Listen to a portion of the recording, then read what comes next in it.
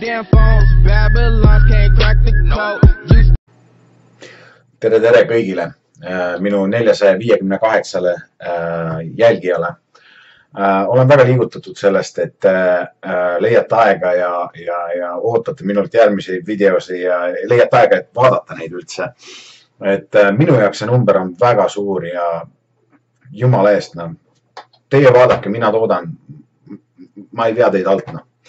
Ja mulle tundub, et see YouTube on nagu hakanud muutuma siukseks reaalsemaks meediaallikaks, kui ütleme mingisugused alad Delfid ja ma ei tea, jurad. Sest siin inimesed saavad iseennast väljendada ja oma arvamusi anda ja lihtsalt toredad olla. Et kui nüüd vaadata üldse seda YouTube'i maastikku siin Eestis, siis YouTube'i maastik on tõesti väga kirju, on igasuguseid inimesi, kes ühed teevad mingisuguseid ma ei tea, WC-poti ääres mingisuguseid videosi, osad teevad mingisuguseid kuradi make-up videosi, ma ei tea, äärmusest äärmusesse, on mingi kontingent, kes lihtsalt roastib inimesi, aga jah, tore, et olete minuga ja ootate mult järgmisi nagu videosi ja ma luban teile neid anda iga hinna eest.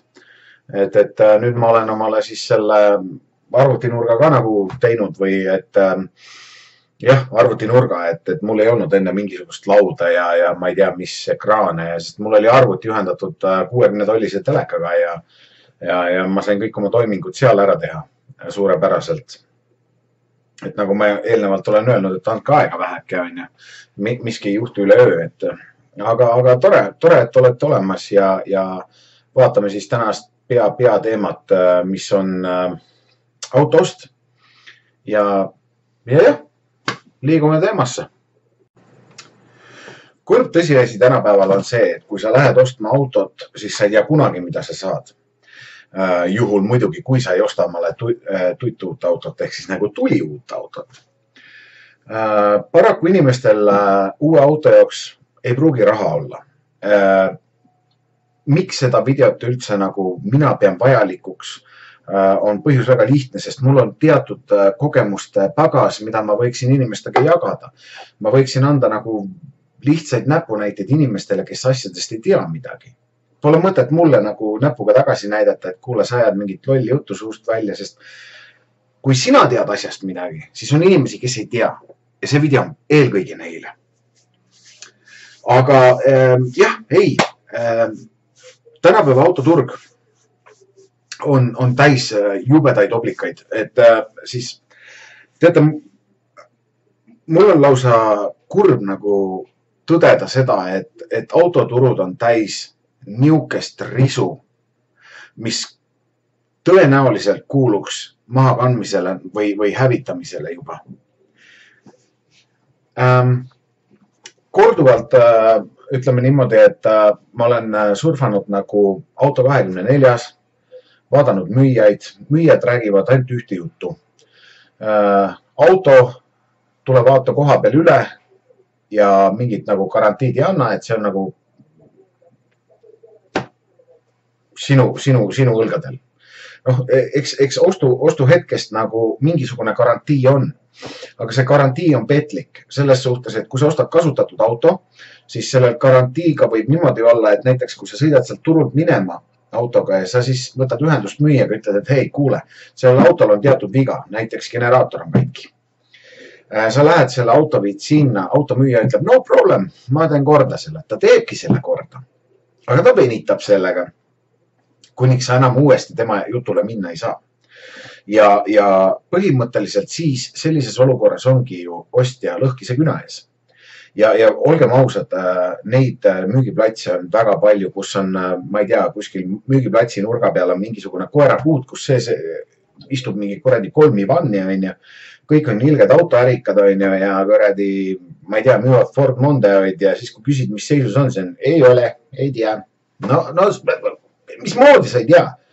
Kurat, kui sa müüd telekat, kas sa ei tea, mis telekat sa müüd või?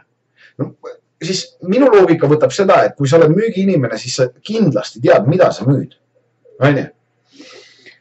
Aga jah, kui sealt nagu edasi minna, siis mida ma üldse nagu usaldaks auto ostjana, sest mina ju lähen alati auto 24, paraku kõik lähevad, sest see on ju see meie eestlastele nagu põhiline autode otsimissait, eks ole.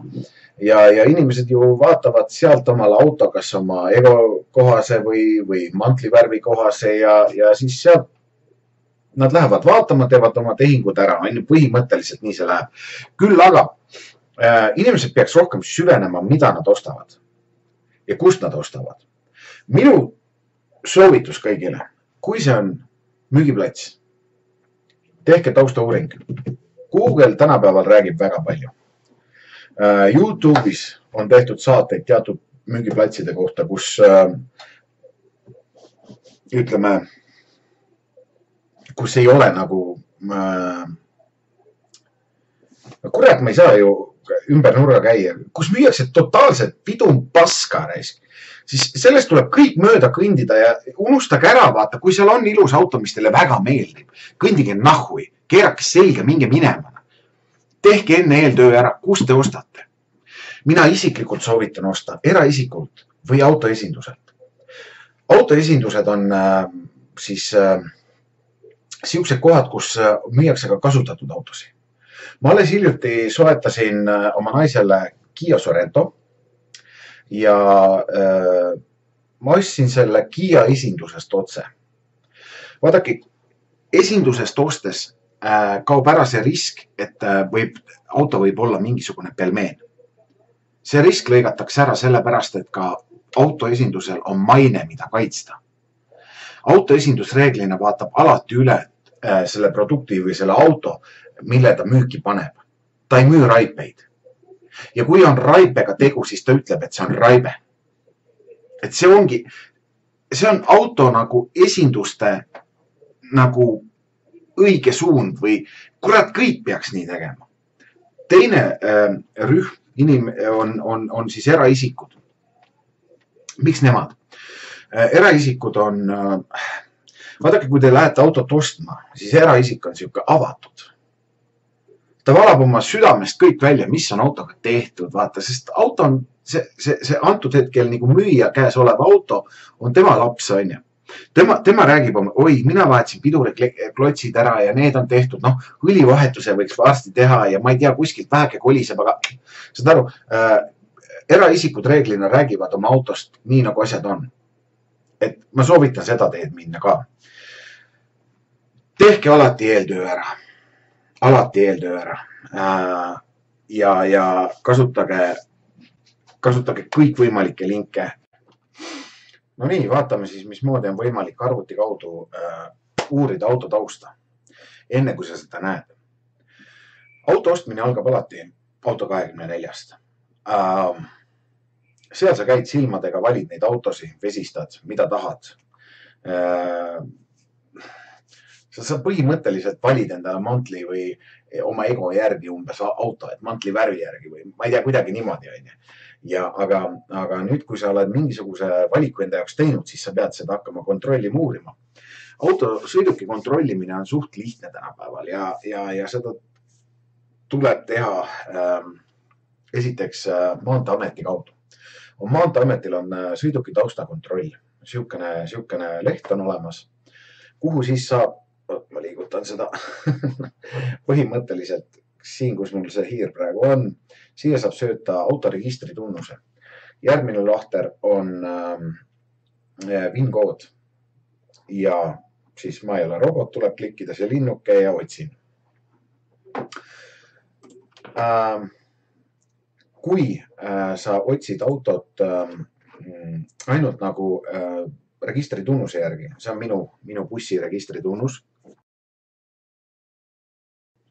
Ja kui sa otsid selle registritunnuse järgi ainult seda autot, siis sa saad põhimõtteliselt teada, et kas on kehtiv ülevaatus, kas on kehtiv kindlustus ja põhimõtteliselt kõik need tehnilised andmed nagu auto kohta. Mitte midagi niukest väga spetsiifilist, aga suurema ülevaate saad kätte sellest. Küll aga, kui sa oled söötnud ka VIN-koodi auto VIN-koodi, siis sa saad juba täpsemad andmed ehk siis liikluskindlustuse andmed, kes on kindlustaja, läbisõit siis kilomeetritega, ütleme aasta kohta või? Jah, tulebki nii, et palju nagu neid kilomeetreid lisandub aastatega ja nii edasi. Ja siis tehnoülevaatuse andmed. Minu selle eelmise aasta andmed novembris käidi ülevaatusel, kukkus 2 veaga läbi, saadeti kordusülevaatusele ja korduv ülevaatus läks läbi.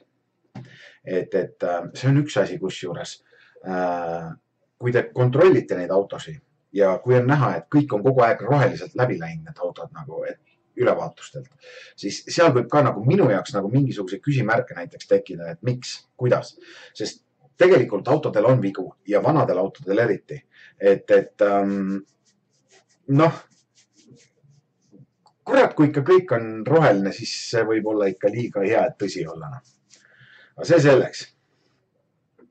Ja siis siit muidugi järgneb hunnikus veel neid tavalisi neid andmeid ja et millal on need omanikuvahetused olnud ja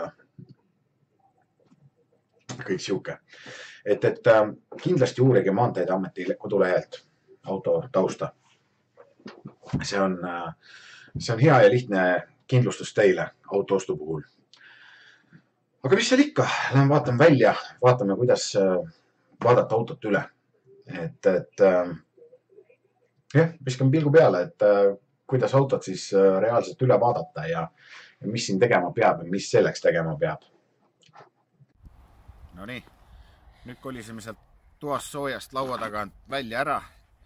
Nüüd ma tahan näidata mõned trikid nagu mismoodi või mida peaks jälgima autot ostma minnes, siis müügiplatsile ostma minnes. Ja let's go, lähen vaatame vähe lähemalt. No nii, nüüd kui oleme auto kõrval, siis minu soovitus on selline, et enne kui te väga nagu kiindute autosse, osake ringi keerata ja minema kõndida. Kõigepealt muidugi, kui te ostate auto, siis käite ümber auto, vaatate, et kere oleks korras, kriimustusi ei oleks tugevamaid mõlke, mis hiljem teile närvidel hakkab käima. Sest kere tööde peale võib minna väga suur hulk raha. Soovitus, võtke kaasa magnet. Pange magneti ümber, niisugune pisike magnet, kas või külmkapi magnet. Pange selle ümber mingisugune isoleerpael, et ta ei kriimustaks pinda. Ja noh, magneti saate asetada siis metalli peale. Ja käite ümber auto niimoodi, et osutate seda magnetit igale poole metallide peale. Põhjus miks? Magnet ei hakka pahtli peale. Magnet hakkab metalli peale. Ja muidugi on olemas ka plasmastiivad ja mida kõike, aga tegelikult ütleme uksed ja tagatiivad on ka uutel autodel kõik metallist. Et käige läbi magnetiga metallpinnad ja siis võite olla kindlad, et seal ei ole mingit pahtli või hunnikut kuskil värvi all. Nii, järgmiseks ma soovitan vaadata rehve autol. Rehvid võivad rääkida väga palju. Näiteks kui on ära kulunud 1,5 rehvidest, siis see viitab sellele, et on tegu vale kokkujooksuga. Mis selles olukorras teha? Sillast end ja niikuinii raha läheb selle alla põlema. Piduriklotsid, sellega võite arvestada, et need tuleb alati ära vahetada. Enda kindluse mõttes piduriklotsi nagu auto ostes piduriklotsi silmaga mõõtmine, see on täiesti mõttetu. Kui sa omal auto ostad, siis tee see enda jaoks korda. Nonii, ja nüüd kui minna edasi, siis ma soovitan laskuda põlvili, mitte kellelgi kätt paluda, vaid vaadata kõhu alla. Mootor ja käigukast peavad olema kuivad. Seisnud autod, kui auto on platsi peal olnud, siis alati vaadake kõhu alla. Mootor ja käigukast peavad olema kuivad. Kui ei ole, siis see tähendab teile kallist lõbu tulevikus. Ja ülensa või tavaliselt rohkete kilomeetritega autodel esineb neid higistamisvigu, mis hiljem lähevad teile kalliks maksma. Ja enne kui müügimees tuleb võtmetega ja tahab auto käima panna, siis ärge laske seda teha. Avage ennem see kapott või kuidas seda iganes nimetada saab. Siin all võtke kindlasti välja õlivaras ja vaadake, mida see teeb see. Pluss, kui on näha külgedelt mootorit, vaadake, et mootor ei oleks õline. Need on kõik halvad tundemärgid autole. Jälgige rihmasi, et rihmad, ütleme need generaatori rihmad ei oleks murenenud. See on taas iseendale vaja kindlasti hoolduses uueks teha, et need rihmad tuleb ära vahetada. Kui sa ostad auto endale, siis arvesta alati sellega, et sa pead raha alla panema. Võta välja õlivaras. Vaata, kas on õli must, kas õlitase on normaalne. Minu jaoks ohumärgid on sellised, kui on kasutatud autost, et õli on must. Tähendab, vabandust, kui õli on just puhas. See võib viidata sellele, et automootor sööb õli ja seda on juurde kallatud. Otsige üles autost kindlasti hooldusraamat või siis väike kleps, kus on peal kuupäev, millal õlivahetus tehti. Sellepärast, et on autosid, mis söövad õli ja see on just tundemärk sellest, et kui õli on nagu hele, et ta ei ole tume. Ja üks asi veel. Jahutusvedeliku paisupaaki. Võtke kork maha enne käivitamist ja vaadake sinna sisse, et seal sees ei oleks õli. See on taas tundemärk järgmine, et keera ringi ja kõnni minema. Ära lase autole endale pähe tulla, vaid kõnni ära, kui on asi vale.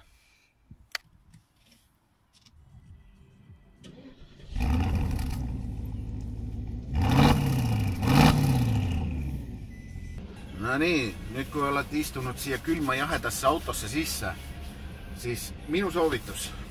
Kõigepealt käige läbi kõik võimalikud nupud, tuled, vaadake, mida miski nupp teeb ja kas kõik töötab korrektselt.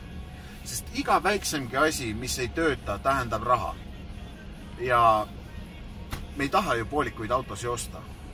Kontrollige, et autol kindlasti põleks turvapadja käima pannes turvapadja tuli ja check engine'i ehk selle mootori tuli.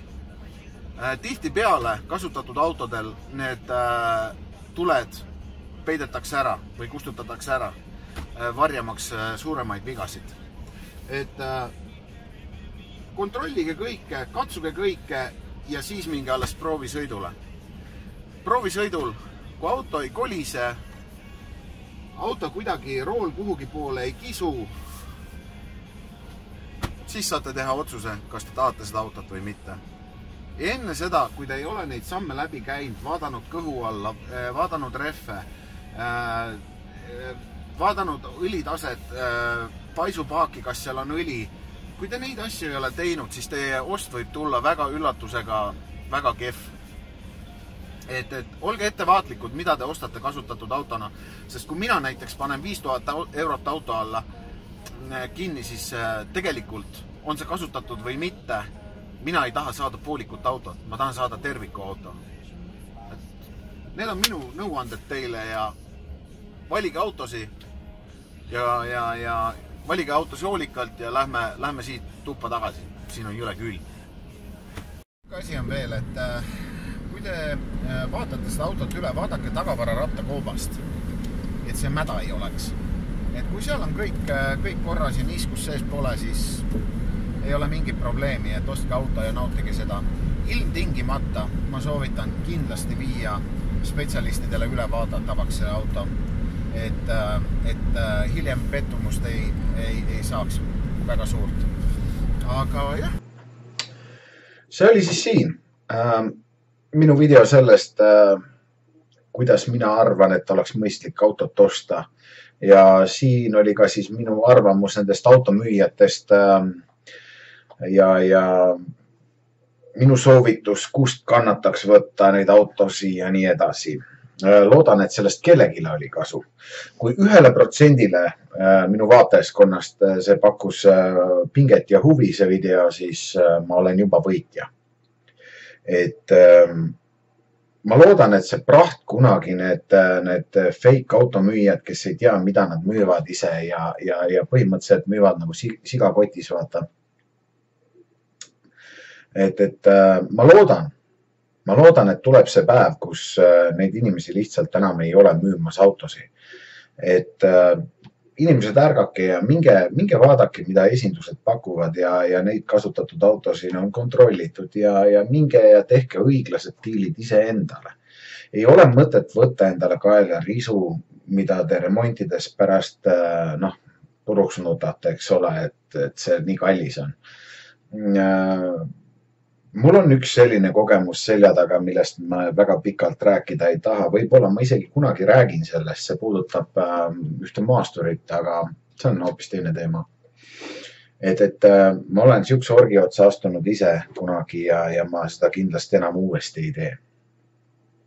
Et olge valvsad, ärge ostke igasugust sitta endale kalli rahaga kokku, vaid minge pange see raha õigesse kohta ja ostke omale auto, mis teenib teilt truult pisikese pingutusega, ehk siis ma pean silmas mingisugused õlivahetused ja siuksed tavalised asjad, mis tuleb alati peale autoostu ära teha. Et jah, olge tublid, see on siis video autoostust. Aga ei midagi, ma ei oskagi enam siia lõppu midagi öelda, et olge valvsad, ärge raipeid kokku ajage ja järgmise korrani. Like, hey, what's up, hello? Since your pretty ass, soon as you came in the door, I just wanna chill.